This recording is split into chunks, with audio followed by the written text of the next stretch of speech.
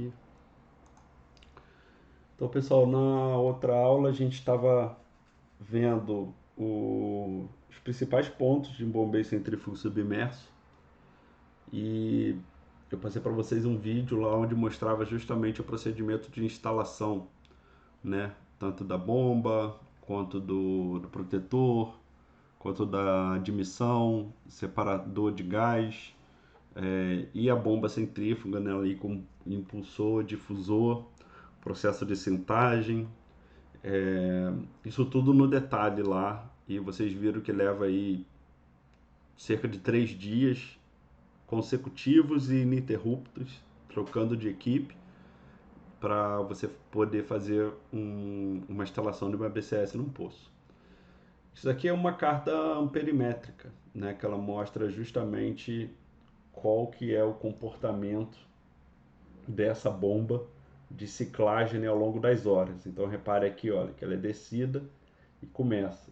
Então 4, 5, 6 aqui da manhã, período da tarde. Então mostra qual foi a performance dela, né, a nível de rotação. Então isso é importante para verificar a continuidade da bomba, né?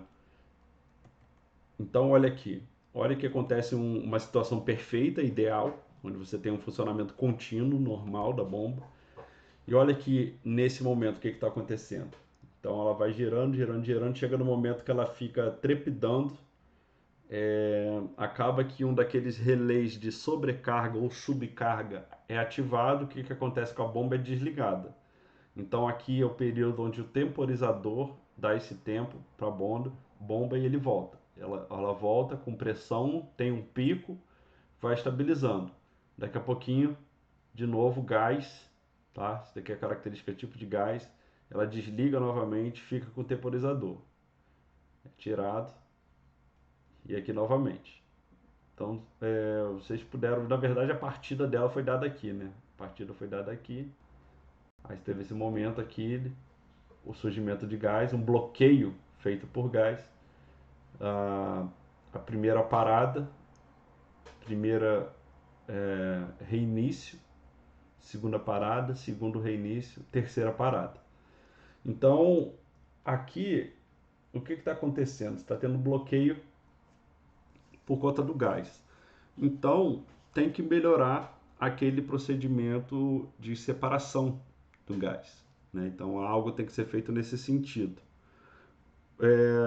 Ou até mesmo, talvez, rever a completação frente à zona produtora, não sei, instalação de um gravel pack, alguma coisa nesse sentido para tentar diminuir, aumentar a pressão de bombeio da bomba para pressurizar esse gás, evitar a dissolução dele, talvez.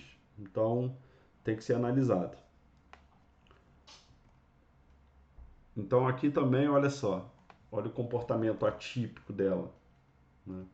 Você vê que ela vai tendo um declínio. Então aqui é quando ela não consegue carregar o poço, né?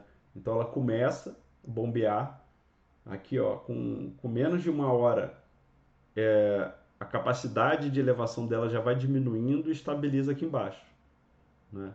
Então ela é incapaz de manter um patamar aqui, ó, em torno de 50 rotações por minuto, ou 50 mil rotações por minuto, talvez. Então ela fica abaixo disso, então ela fica trabalhando abaixo da capacidade ideal, abaixo daquele range ideal. Então ela foi no caso aí provavelmente sobredimensionada, né? Então não haveria necessidade de você ter uma bomba tão potente. Então com isso a gente termina essa análise do bombeio centrífugo submerso e já começa a falar de gas lift. Então o gas lift ele é bem utilizado principalmente por conta da alta capacidade de produção de poços com alta vazão, né? E participação de gás. Então imagina, se o poço ele tem alta vazão, bombeio mecânico já não cabe. Bombeio por cavidades progressivas também não. O bombeio centrífugo submerso, ele cabe. O problema é que a BCS, ela tolera gás, ela sabe gerenciar, mas o ideal é que não tenha. Já o gás lift, quando você tem uma RGL muito elevada, ou seja, um volume de gás muito maior do que o volume de líquido, então não tem jeito. Uma BCS ela vai performar muito aquém, você vai ter um custo elevado e não vai ter uma performance desejada.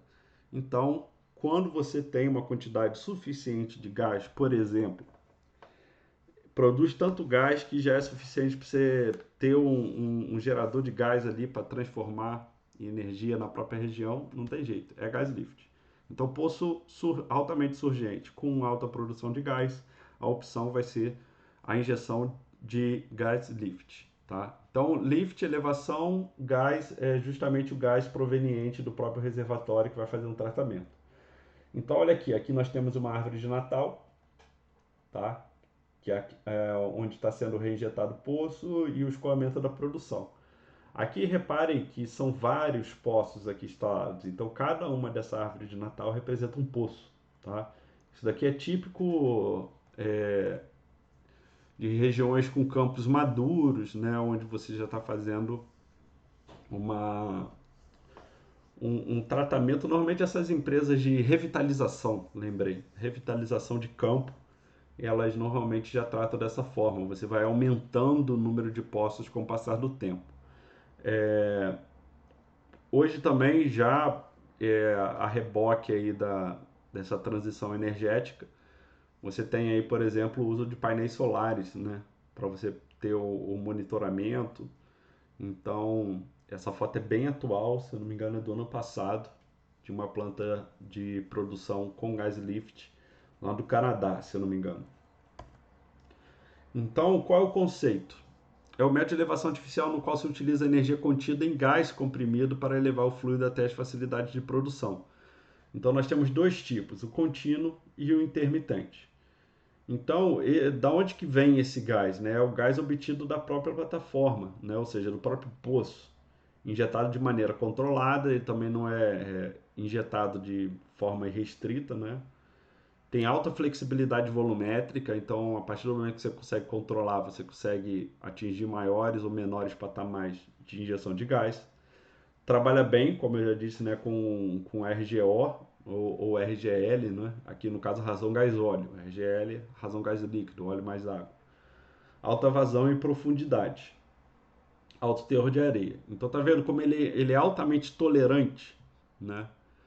Mas, por exemplo, um poço que não produz gás e baixa vazão, ele não cabe, tá?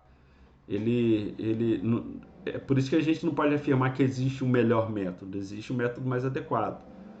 Você colocar um sistema de gás lift num reservatório, num poço, que não produz gás, com baixíssimo grau API, um óleo pesado, né? Você vai performar muito mal. Então, é um ambiente, por exemplo, onde o bombeiro mecânico iria performar melhor. Então, olha aqui, o que está acontecendo nessa ilustração aqui ao lado. Então, aqui nós temos a árvore de Natal. Tá? Então, o gás lift está sendo injetado aqui pela válvula lateral, né? A Wing 2. Aqui, a válvula SWAB, ela está fechada. E a Master 2 está aberta. Então, o gás entra, ele vai entrando, aí vai entrar aqui na válvula de gás lift, que está instalada no mandril de gás lift. Então, válvula de gás lift é um equipamento que fica aqui. Mandril de gás lift é essa tubulação que tem essa sobressalência, que tem esse espaço para acoplagem da VGL. Tá? Então, uma coisa, a gente vai ver mais à frente, mas só antecipando, é o mandril de gás lift. Então, o mandril de gás lift é esse tubo, e que ele vai comportar a válvula de gás lift. Tá? Então, o mandril de gás lift é o tubo com espaço para ser acoplado à válvula de gás lift. Então, essa válvula de gás lift é uma válvula dosadora, é uma válvula controladora. Tá? Então, ela é calibrada para com determinada pressão para abrir ou fechar a depender da pressão de gás que está sendo injetado no espaço anular. Então esse gás é injetado aqui pelo espaço anular, ele aciona a abertura da válvula de gás lift. Ao entrar aqui, ele vai reduzir a densidade do fluido, vai energizar e fazer com que o fluido produza. Tá? Então a crossover está fechada, as válvulas suaves de intervenção estão fechadas, as válvulas masters e as válvulas wings estão abertas. Tá? Então com isso eu tenho a produção. Então olha aqui, olha. Então aqui está sendo produzido, né, injetado provavelmente por aqui. Que você deve ter a injeção de algum aditivo químico também sendo colocado. Então só para vocês verem como que pode ser feito isso na realidade. Então olha só, o sistema aqui já está mostrando de uma forma mais completa aonde que ele pode produzir, né? Então aqui no caso, olha, sendo escoado a produção por cima, líquido mais gás, e sendo injetado gás aqui por baixo. Então olha, o controlador de injeção de gás injetado aqui. E aqui nesse caso ele mostra várias VGLs, né? Várias válvulas de gas lift. A gente vai entender o porquê dessa quantidade no vídeo que eu vou passar daqui a pouco. Então olha só, nós temos a estação de compressores de gás, aqui o controle dessa injeção, dessa pressão, ele vai abastecendo cada uma dessas válvulas, ele primeiro abastece a primeira, abasteceu a primeira, pronto, começa a gaseificar desse trecho aqui para cima. Depois ele chega, começa atinge a pressão de acionamento da segunda válvula de gas lift, que é diferente da primeira, aciona ela e essa primeira fecha. Vai em direção à terceira, aciona a abertura dela, começa a injetar, fecha aqui. Então primeira e segunda VGL fechada. Assim ele vai. Chegando aqui, fecha a terceira, mantém a quarta. E a válvula operacional, por último, fecha as 4 anteriores e opera aqui. Então essa é uma forma, né, de dar partida, de startar o poço a partir do método de elevação de gas lift. Então, com isso a gente reduz a pressão hidrostática no interior da coluna, as perdas de carga por fricção são reduzidas. Esse líquido é escoado junto com esse gás. Aqui nós vamos ter um vaso separador, porque é importante eu recapturar esse gás para poder recomprimir e reinjetar. E o líquido é produzido e vai para o tanque de armazenamento. Tá? Então essa é uma planta básica. Então olha aqui. Aqui nós poderíamos ver, olha, o gás sendo injetado aqui, ele vai para o espaço anular, depois ele retorna pela coluna de produção e é produzido aqui. Então aqui, olha, ele vai para o tanque, tá? O tanque não está aparecendo na foto. E aqui é o vaso separador, tá vendo? Então aqui é o vaso separador e aqui tá com cara de ser o tanque. Eu teria que ver aí o ambiente inteiro, né, para poder dizer se é o tanque ou não. Daqui é o vaso separador, que ele sempre fica nessa horizontal. Daqui provavelmente é o tanque, talvez não, não sei, porque aqui tem várias árvores de Natal, né? Essa foto aqui, as duas são do mesmo campo. Então isso daqui pode ser também de outras árvores de Natal. Mas isso daqui tem o formato do tanque de armazenamento, do óleo, no caso. E daqui o vaso separador. Vaso separador. Tá? Então a injeção por baixo, produção por cima. Árvore de Natal aqui. Isso, Miguel, injetado no poço, não no reservatório. Exatamente.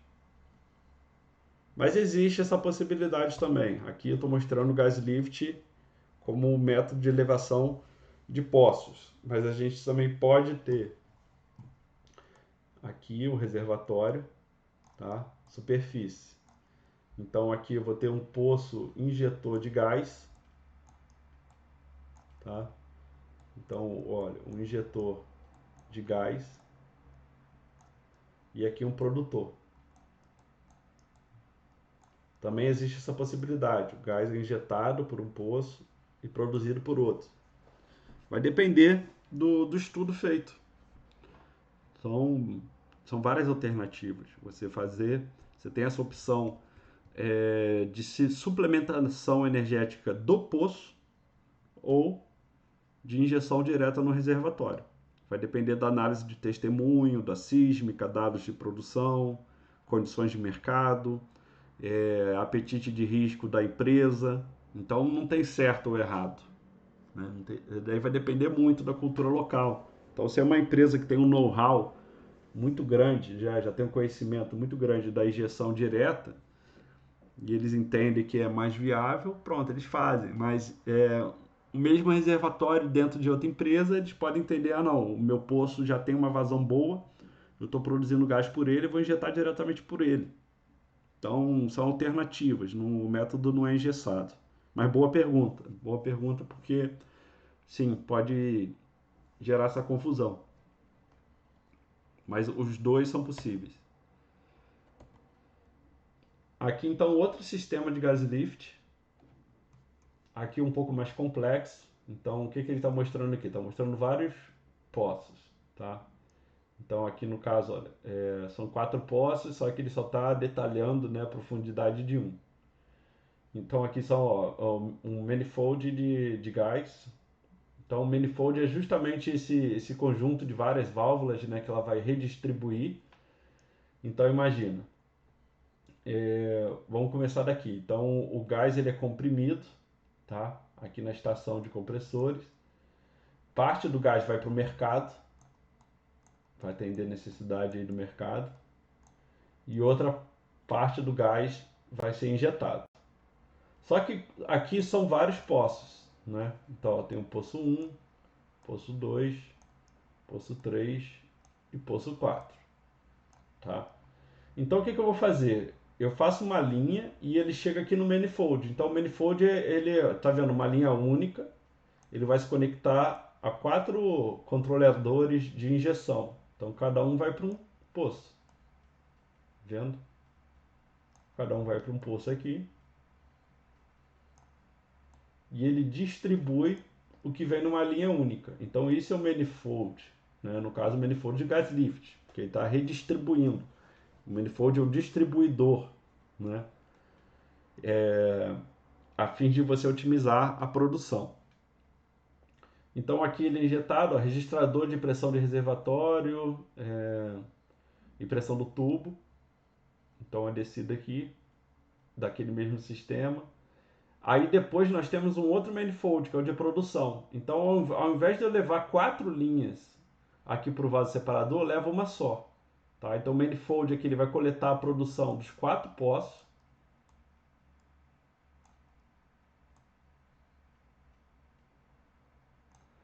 E vai, numa linha única, depois mandar para o separador. No separador, eu vou coletar o gás, vai para a estação de compressores e depois vai decidir se vai para o mercado ou reinjeta. E outra parte vai para o tanque. Tá? Do tanque aqui vai para o oleoduto, vai para o comércio. Tá? Então, gente, de novo, tem essas condições de mercado, é sempre muito complicado. Né? Então, vocês lembram lá quando o preço do petróleo ficou negativo? Ele ficou negativo justamente porque não estava tendo a necessidade, né? Tava um lockdown quase que mundial. Isso 2020 ou 21, agora eu não lembro quando que foi. E o que aconteceu? Simplesmente não tinha mais onde armazenar óleo.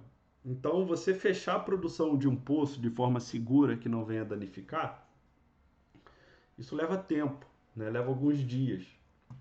Então, nesse meio tempo, tá produzindo. Aí você imagina, você tem mais gás para injetar nos poços do que você gostaria, né? Então você começa a diminuir esse gás para o mercado, porque não está tendo necessidade de gás, porque o principal consumidor de gás é a indústria, não é o residencial. A indústria aí corresponde a mais de 70% do consumo de gás. Então você vê, pô, a indústria está fechando, tá parando de produzir. Então, pô, não estou mandando gás para o mercado. Só que o cara não tem onde armazenar, né? E ele não tem para quem vender. E a mesma coisa o óleo. Ele não tem onde armazenar e não tem para quem vender. Aí aconteceu também dos navios terem que ficar no mar, porque não tinha mais aonde armazenar óleo, tinha que ficar dentro do navio. E ficou negativo simplesmente porque as empresas fizeram as contas e viram que era mais barato pagar alguém para ficar com petróleo do que você comprar. Então eles estavam pagando para tirar petróleo deles, né? Dos estoques de armazenamento. Daí o preço negativo. Né? Não, as pessoas estavam. Tinha muito mais gente querendo vender do que comprar. Né? Então foi um momento altamente atípico, fruto da alta globalização e interdependência global. Só mostra como o mercado está altamente conectado e altamente dinâmico. Né? Os impactos nos preços não tem precedente. Né? A última inflação que a gente vivenciou dessa forma foi no final dos anos 80. Você pode perguntar aí aos pais de vocês como é que foi essa experiência. Agora vocês estão vivenciando essa experiência, são os filhos do real, né? Os filhos do plano real, implementado aí 93, 94. Começou a ser implementado no Itamar e terminou a implementação no FHC. E é a primeira vez que essa geração está vivenciando inflação, né? Esse aumento, essa mudança, esse sobe e desce dos preços de tudo. Né? Em 2008 também a gente teve uma alta do petróleo apenas, só que isso não acabou refletindo nas outras commodities, né? No minério de ferro. Na verdade, minério de ferro também foi, mas não impactou no preço dos alimentos. Não foi uma coisa bem específica. O Brasil acabou se passando bem por essa crise, num cenário de câmbio barato, né? Mas agora está num cenário de câmbio mais elevado também, o que potencializou a crise interna. Mas só para vocês entenderem como um aspecto técnico, hoje em dia ele é muito influenciado, né, ele sempre foi influenciado, hoje ele é influenciado mais rápido, né, por questões político-econômicas ou por questões geopolíticas, né? Então, aqui tá vendo? Eu só vou aumentando a complexidade desse desenho da planta para tentar chegar o mais próximo do que seria uma planta real. Então, aqui as válvulas de gas lift, o packer sendo instalado. Aqui, ó, de poços adicionais. Aqui o separador, ou a facilidade de armazenamento. Então, o regulador para vendas, ou para o flare. Isso daqui também é outra alternativa. Quando você não consegue vender e você não tem onde armazenar, você simplesmente queima. Você queima o gás. Sabe aquela torre que normalmente a gente tem na plataforma, que ela fica queimando? Né? Aquilo é o flare. Aquela estrutura piramidal que fica queimando. Aquilo é justamente, não tenho onde armazenar. Não tenho para quem vender. O que eu vou fazer? Queima. Entendeu? Isso daí todo navio SPSO tem. Ele tem o flare. Então, ou seja, eu estou sempre queimando gás. Porque, por menor que seja, eu sempre vou ter uma quantidade que eu não consigo comercializar e que não consigo injetar. Se eu não consigo comercializar e injetar, eu tenho que queimar. Tá? E detalhe, isso daí paga royalty. Tem que pagar o royalty, porque está sendo produzido. Isso é normal, toda plataforma, a maioria delas não tem lá um queimador. Aqui no Brasil pode ser chamado de queimador, mas o nome mais correto é flare. O pessoal chama de flare também. Mas isso é comum, igual quando eu fui em Cabiúnas, lá em Macaé, você tem o flare, que é como, imagina, a capacidade de refino, de armazenamento, ela é limitada. Só que a produção, ela é variável.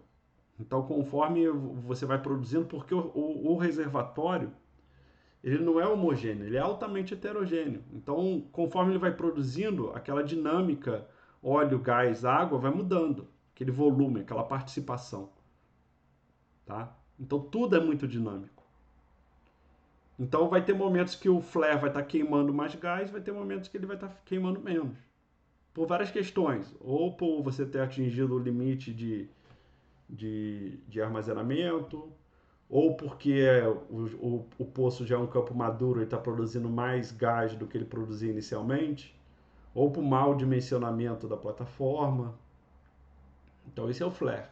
Tá? Então aqui, ó, um outro regulador, orifícios, seção flangeada para medidas de gás. Aqui, ó, uma facilidade para separadores adicionais, caso queira acoplar novos separadores, tá? Como é feito aqui, provavelmente outro tanque de armazenamento. Uma câmara de volume se for necessária, então você pode comprimir aqui, tá?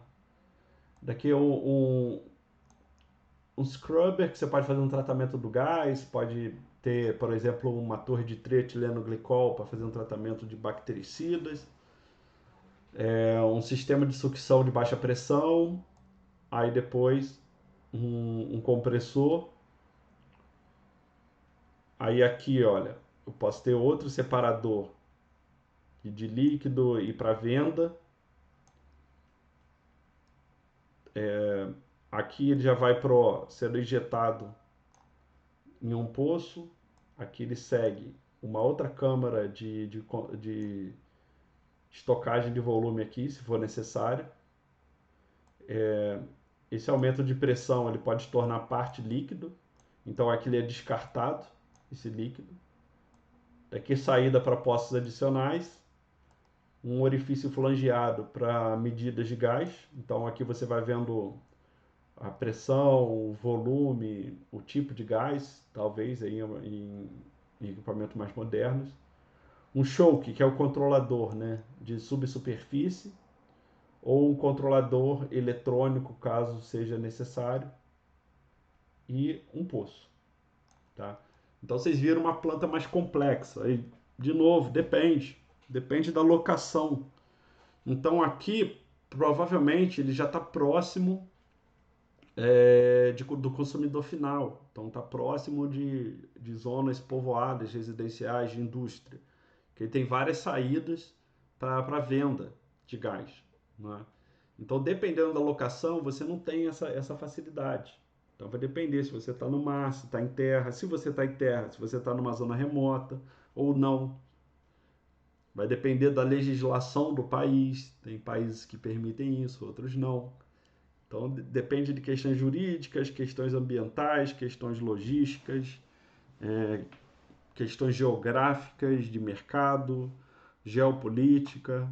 Então, são várias variáveis. Bem complexo isso daqui. Fora a questão técnica. Aqui a gente está tratando da questão técnica, mas estou mostrando para vocês os porquês disso aqui. Opa, o que eu fiz aqui? Ah, voltou. Nem sabia que tinha essa opção de ver tudo ali. Nem sei que botão apertei aqui, mas tudo bem. Então, as válvulas de gas lift. Agora, entendendo um pouco mais no detalhe o que são elas. Então, como eu falei, olha, primeiro ponto, são válvulas reguladoras. Elas são pequenas, são aí talvez um pouco maior que uma caneta. Tô tentando aqui ter uma comparação. Seria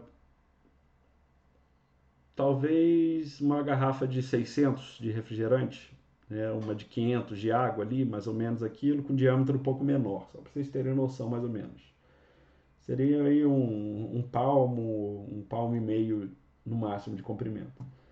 Então, ó, facilitar a operação de descarga do poço, ou seja, retirar o fluido de amortecimento após o poço ter sido completado por alguns procedimentos de Workover. A gente vai ver esse vídeo aí, vai ficar um pouco mais claro. Controlar o fluxo de gás, né, que é a principal função. Aí isso daqui é consequência, né, fazer essa troca do fluido de amortecimento, o Workover e tal. Dando lá para o interior da coluna de produção em profundidades pré-estabelecidas. Não permitir o fluxo da coluna para o anular. Isso aqui também é importante, a gente vai ver aqui. Então imagina, aqui eu tenho o espaço anular, tá? Imagina aqui é o poço, essa parte vermelha é o poço. Aqui é a coluna, tá? Então esse aqui é o mandril, a válvula de gas lift. Então, olha, o gás entra por aqui, ele vai acionar essa pressão. Aqui nós temos uma mola, tá? Essa daqui é uma mola. Daqui é um fole, é uma mola calibrada para abrir com determinada pressão e o fluido que está aqui calibrando é o nitrogênio. Então nós temos a área 1, aqui a área 2, então ele vai pressurizar e vai abrir aqui, vai levantar essa mola. Essa mola vai levantar a esfera, esse gás aqui, ele consegue entrar dessa forma e vai para o interior da coluna. Tá? Então esse fluxo aqui é permitido. Agora esse fluxo contrário, essa válvula trava. Né? Então isso daqui é uma check valve aqui, ela não deixa o fluxo contrário da produção para o anular, ela só permite do anular para o interior da coluna de produção. Isso é importante também, a gente não ter esse refluxo. Aqui está mostrando uma válvula de gas lift, né?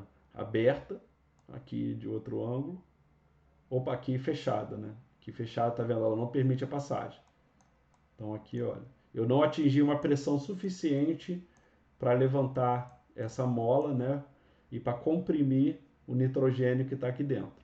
Aqui não, aqui eu já consegui pressurizar, consegui pressão suficiente para comprimir a mola, para ter uma abertura aqui dessa esfera e permitir o fluxo, tá? Para o interior da coluna de produção.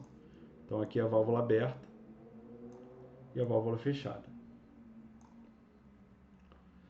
Então aqui um desenho um pouco mais próximo da realidade, aqui mostrando o mandril, né, que é essa tubulação. Aqui eu posso ter um mandril e aqui eu posso ter rosqueados em colunas comuns de produção, coluna de produção sem essa barriga, vamos chamar assim, não é? Para acoplar a válvula de gas lift. Tá? Então, para que eu preciso dessa sobressalência, dessa barriga aqui entre várias aspas? É justamente para não ter obstáculo ao fluxo. Tá? Então, imagina, toda essa área aqui, olha, ela se mantém intacta e preservada para o fluxo. Porque quanto mais obstáculo eu coloco no fluxo, mais retenções, perdas de cargas eu vou ter. Tá? Então, eu não quero atrapalhar essa mecânica do fluido. Então aqui mostrando os engaixetamentos, os domos, o corpo, o fole, né, que é a mola, esse domo aqui onde esse espaço onde é colocado o nitrogênio, né, então tem que ser capaz de pressurizar isso.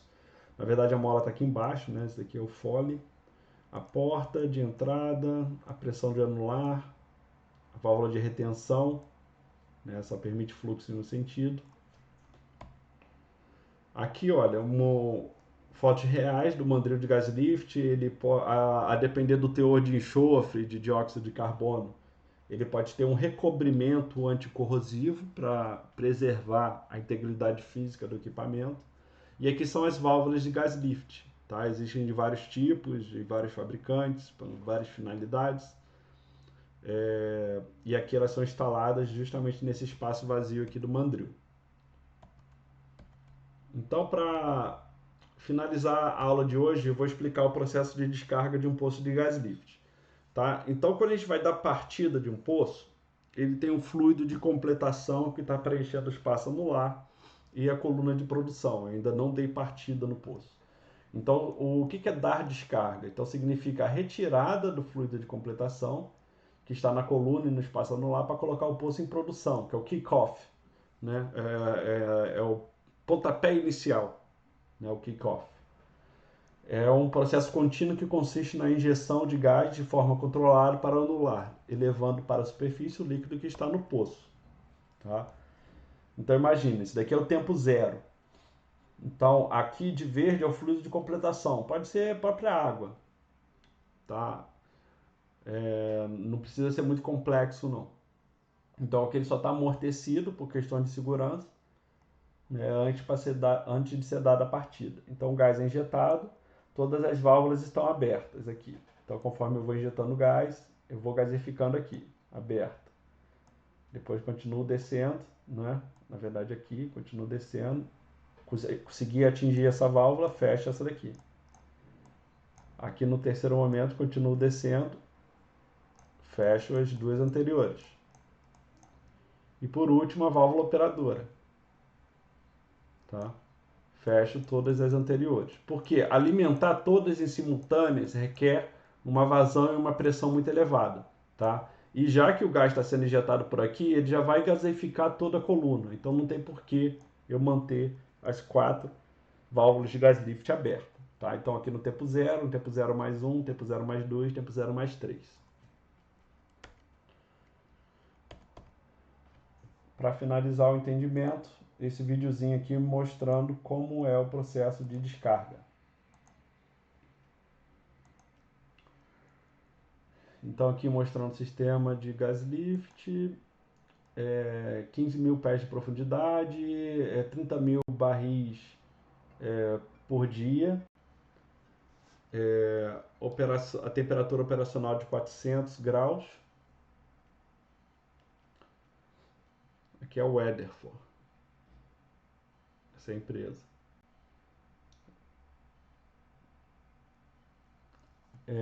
Aqui, olha, o anular. Aqui, repare que ele está amortecido. Então, isso daqui é a própria água. Tá vendo como o fluido está preenchendo o espaço anular e a coluna de produção? Então, olha, a árvore de Natal é aberta, o gás... Aqui está o mandril, tá vendo? Mandril e a válvula de gás lift aqui.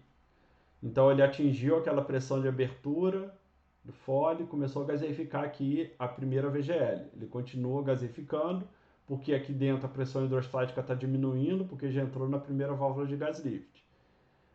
Com a redução da pressão hidrostática no interior da coluna de produção e o aumento da pressão do gás no espaço anular, ele vai conseguindo chegar na segunda válvula de gas lift. Repare que a pressão hidrostática está reduzindo aqui na coluna de produção e o fluido do reservatório já passa para cá. Então eu cheguei na terceira, fecho essa daqui e assim eu acabei de fazer o processo de descarga do poço e início da produção. Tá bom? Então esse é o processo de descarga do poço para o kick-off, né? Para o pontapé inicial da produção de um poço utilizando o sistema de gas lift. Aqui deixa eu ver se outro vídeo... Ah, tá. Esse outro vídeo aqui também ele mostra uma forma... Uma empresa especializada, né, falando quando o gas lift é a escolha correta. Então, olha, quando o poço produz, o poço não consegue produzir por energia própria, a descarga inicial do poço ela é tardia para incremento da produção em poços, para poços desviados, horizontais, para conseguir superar problemas com produção de areia, para fazer a descarga de poços afetados por poços adjacentes perfurados ou fraturados, e para você retornar à produção de um poço, para você startar um poço, né?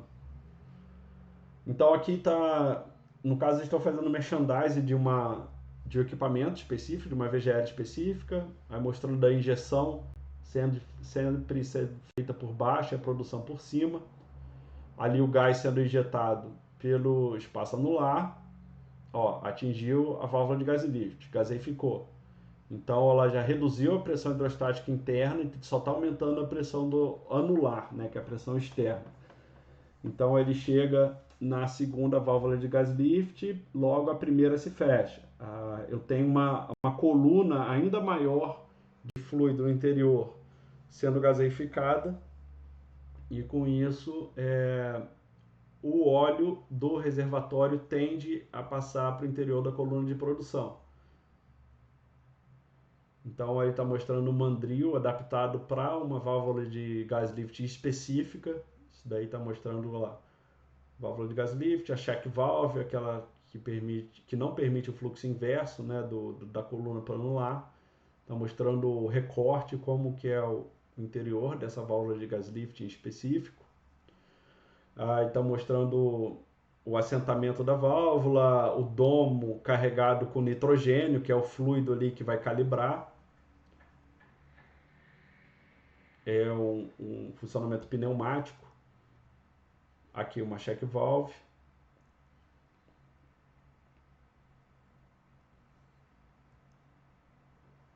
Deixa eu ver o que mais ele fala aqui.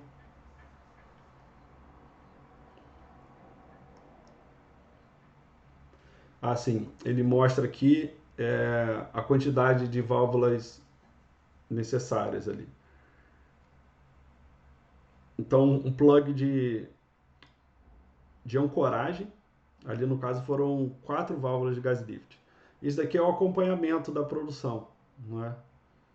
Então ele mostra ali a profundidade real, dentre outras coisas. Então olha só, as vantagens, né? Então ela consegue antecipar condições futuras do poço.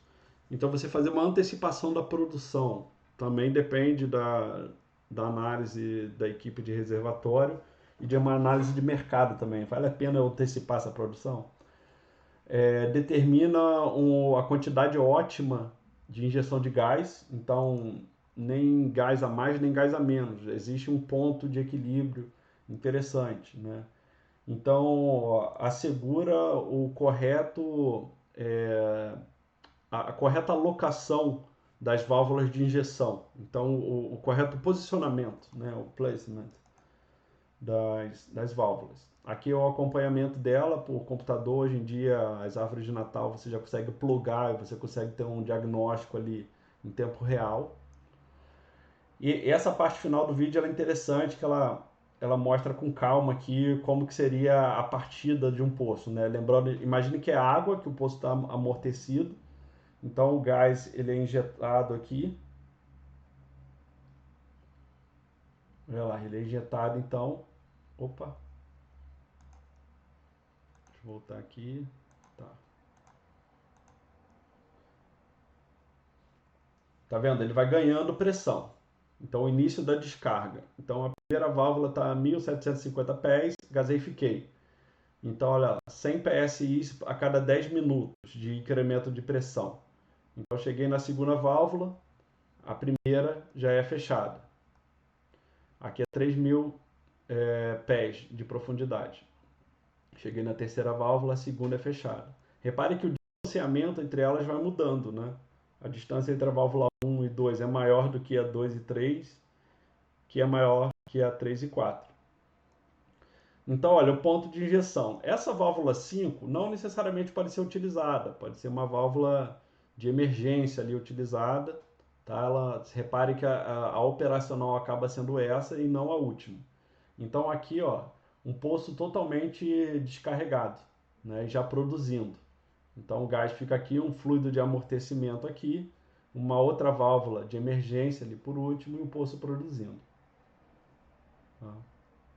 Então aqui mostrando essa equipe que presta manutenção a esse sistema, essa empresa, aqui falando dos benefícios, a durabilidade, com poucas partes móveis, né, você aumenta a durabilidade. O custo de instalação inicial baixo, o custo de manutenção baixo, controle da produção na superfície,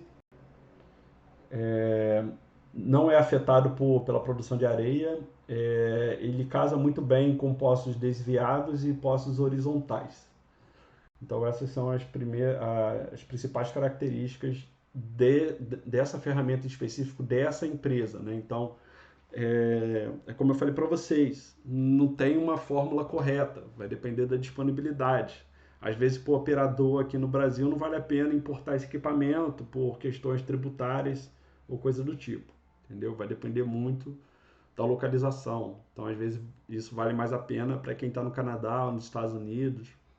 Para quem está na Europa, já é melhor você buscar outro fornecedor, entendeu? Então, essas questões têm que ser levadas em consideração também. É isso então, pessoal.